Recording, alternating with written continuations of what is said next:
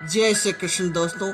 आज हम गुरु गीता की चर्चा करने जा रहे हैं। भगवान शिव और माँ पार्वती का यह संवाद स्कंद पुराण का अंग है। स्कंद भगवान कार्तिक, माँ पार्वती और भगवान शिव के पुत्र हैं। स्कंद पुराण में भगवान शिव ने गुरु की महत्ता का बखान किया है। गुरु और उसकी महत्ता की व्याख्या की है। गुरु का स्वरूप, गुरु पूजा करने की विधि, गुरु गीता को पढ़ने के लाभ आदि का वर्णन इस महान ग्रंथ में किया गया है। सद्गुरु कौन है, उसकी कैसी महिमा है, शिष्य की योग्यता, उसकी मर्यादा, व्यवहार, अनुशासन आदि को भी पूर्ण रूपेण जानना नितांत आवश्यक है। गुरु की शरण में जाने से शिष्य को पूर्णत्व प्राप्त होता है तथा वह स्वयं ब्रह्म रूप हो जाता है। उसके सभी धर्म, अधर्म, पाप, पुण्य आदि समाप्त हो जाते हैं तथा केवल एकमात्र चैतन्य ही शेष रह जाता है। वह गुणातीत व रूपातीत हो जाता है, जो कि उसकी अंतिम गति है।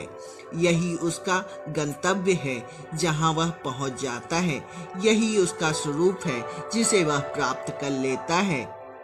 गुरु गीता में कहा गया है, जो ब्रह्म अचिंतन, अव्यक्त, तीनों गुणों से रहित, त्रिगुणात्मक और समस्त जगत का अधिष्ठाता रूप है, ऐसे ब्रह्म को नमस्कार।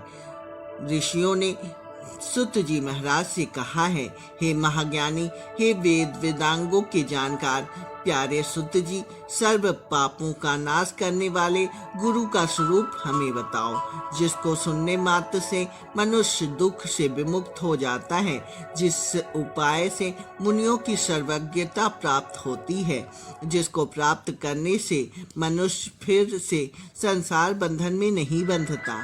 ऐसे परम तत्व का कथन आप करें, जो तत्व परम रहस्यमय एवं श्रेष्ठ सारभूत है, और विशेषकर जो गुरु गीता है, वह आपकी कृपा से हम सुनना चाहते हैं। हे सुत जी, वे सब हमें सुनाइए। सुत जी कहते हैं, हे सर्व मुनियों, संसार रूपी रोग का नाश करने वाली मात्र स्वरूपिणी गुरु गीता का को मैं कहता हूँ, उसको आप अत्यंत श्रद्धा और प्रसन्नता के साथ सुनिए। प्राचीन काल में सिद्धों और गंधर्वों के आवास रूप कैलाश पर्वत के शिखर पर कल्प वृक्ष के फूलों से बने हुए अत्यंत सुंदर मंदिर में मुनियों के बीच बाघंबर पर बैठे हुए सुक और आदि मुनियों द्वारा वंदन किए जाने वाले और परम तत्व का बोध देते हुए भगवान शिव को बार बार नमस्कार करते देखकर अतिशय नम्र मुख वाली पार्वती ने आश्चर्यचकित होकर पूछा। पार्वती ने कहा, हे ओमकार के अर्थ स्वरूप, देवों के देव, श्रेष्ठों में श्रेष्ठ, हे जगत गुरु, आपको प्रणाम है। देव, दानव और मानव सब आपको सदा भक्ति पूर्वक प्रणाम करते हैं।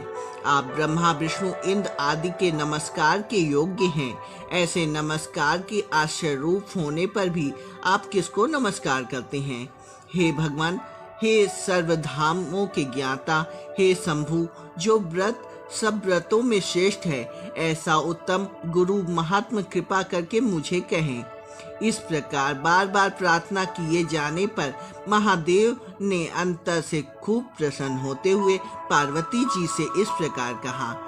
महादेव जी कहते हैं, हे देवी, यह तत्व रहस्यों का भी रहस्य है, इसलिए कहना उचित नहीं, पहले किसी से भी नहीं कहा है, फिर भी तुम्हारी भक्ति देखकर वह रहस्य तुमसे कह रहा हूँ। हे देवी, तुम मेरा ही स्वरूप हो, इसलिए तुमको कहता हूँ। तुम्हारा यह प्रश्न लोक का कल्याण कारक है। ऐसा प्रश्न पहले किसी ने भी नहीं किया है। जिसको ईश्वर में उत्तम भक्ति होती है, जैसी ईश्वर में वैसी ही भक्ति जिसको गुरु में भी होती है, ऐसे महात्माओं को ही यहाँ कही गई बात समझ में आएगी। जो गुरु हैं वही शिव हैं, और जो शिव है वही गुरु हैं। दोनों में जो अंतर मानता है, वह गुरु पत्नी गमन करने वाले पाप के समान पापी होता है। हे प्रिय, वेद, शास्त्र, पुराण, इतिहास आदि मंत्र, यंत्र, मोहन, उच्चाटन आदि विद्या, शैव विद्या, शाक्त, आगम और अन्य सर्वमत, मानमांतर, ये सब बातें गुरु तत्व के जाने बिना भ्रांत चित्त वाले जीवों को पृथभ्रष्ट करने वाली है, और जब तब व्रत, तीर्थ, यज्ञ, दान ये सब व्यर्थ हो जाते हैं। हे सम्मुखी, आत्मा में गुरु बुद्धि के सिवा अन्य कुछ भी सत्य नहीं है। इसलिए इस आत्मज्ञान को प्राप्त करने के लिए बुद्धिमानों को प्रयत्न करना चाहिए। सम्मुखी, सुंदर मुख वाली स्त्री दर्पण, संगीत में एक प्रकार की मूर्छना, सवैया छंद का तीसरा भेद, जिसके प्रत्येक चरण में 7 जगत और तब लघु और गुरु वर्ण होता है। मदिरा सवैया के आदि में लघु वर्ण जोड़ने से छंद बनता है, जिसमें 11 और 12 वर्णों पर यति होती है। नीली अपराजिता जगत गुण अविद्यात्मक माया रूप है, और शरीर अज्ञान से उत्पन्न हुआ है, जिसका विश्लेषणात्मक ज्ञान जिसकी कृपा से होता है, उस ज्ञान को गुरु कहते हैं। जिस गुरुदेव के पाद सेवन से मनुष्य सर्व पापों से विशुद्ध होकर ब्रह्म स्वरूप हो जाता है, वह तुम पर कृपा करने के लिए कहता है। श्री गुरुदेव के चरणामृत पाप रूपी कीचड़ और दलदल से मुक्त करा देते हैं। ज्ञान तेज का समग्र उद्दीपन हो जाता है और संसार सागर का समग्र तारक हो जाता है। अज्ञान की जड़ को उखाड़ने वाले, अनेक जन्मों के कर्मों का निवारण करने वाले, ज्ञान और वैराग्य को सिद्ध करने वाले श्री गुरुदेव के चरणामृत का पान करना चाहिए। अपने गुरुदेव के नाम का कीर्तन अनंत स्वरूप भगवान शिव का कीर्तन है। अपने गुरुदेव के नाम का चिंतन अत्यंत स्वरूप भगवान शिव का ही चिंतन है।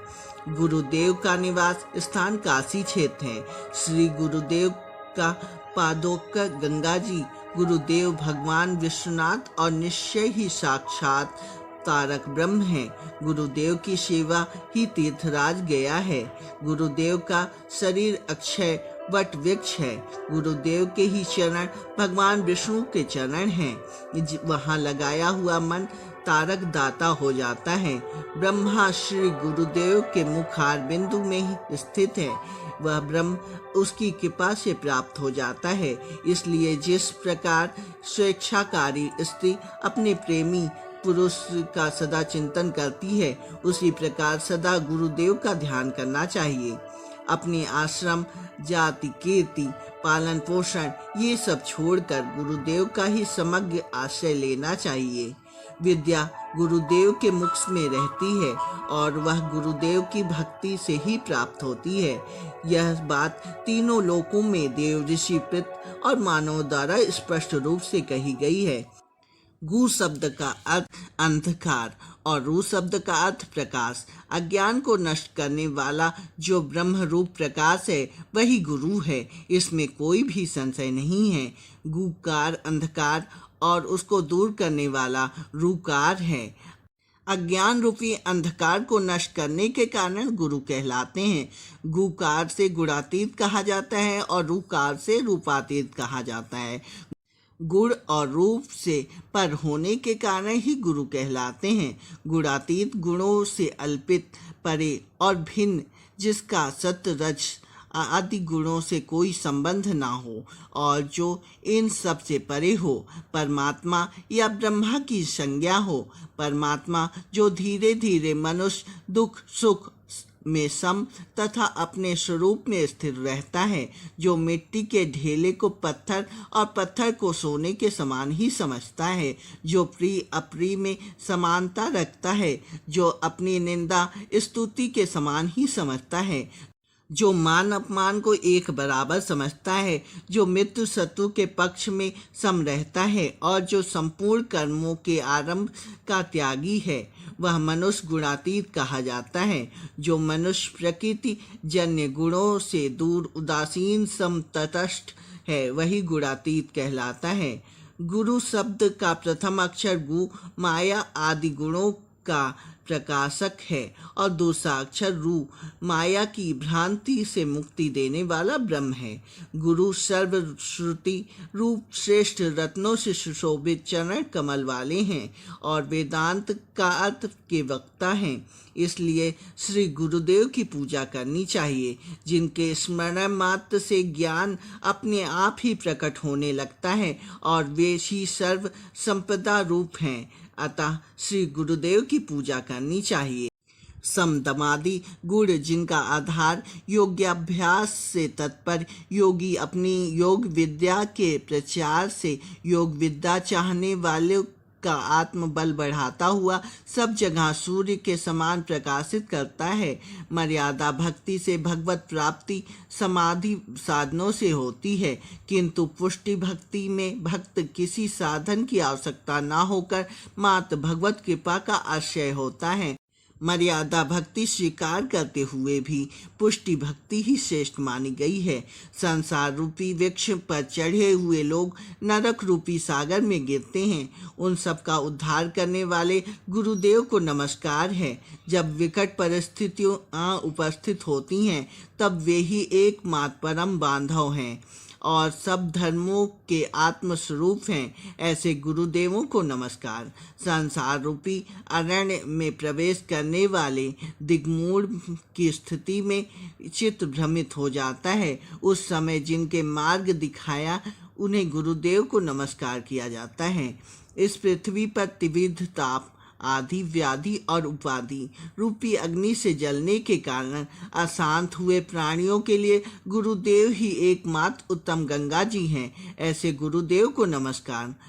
3 प्रकार के दुख आदि व्याधि एवं उपाधि हैं। आदि मानसिक कष्ट, व्याधि शारीरिक कष्ट, उपाधि प्रकृति जन एवं समाज द्वारा पैदा किया गया दुख होता है। 7 समुद्र पर्यंत के सब तीर्थों में स्नान करने से जितना फल मिलता है वह फल गुरुदेव के चरणामृत के एक बिंदु के फल का 1000वां हिस्सा होता है।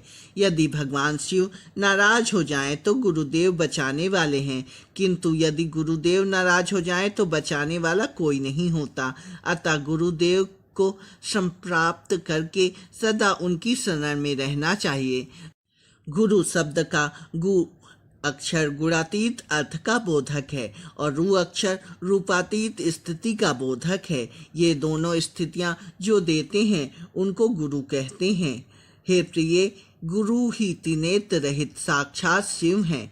2 हाथों वाले भगवान विष्णु और 1 मुख वाले ब्रह्मा जी हैं। देव, किन्नर, गंधर्व, पित्त, यक्ष, तुम्बुक और मुनि लोग भी गुरु की सेवा की विधि नहीं जानते। यदि गुरु तत्व ही प्राण मुख हो जाए तो यज्ञादि मुक्ति नहीं पा सकते, योगी मुक्त नहीं हो सकते और तपस्वी भी मुक्त नहीं हो सकते।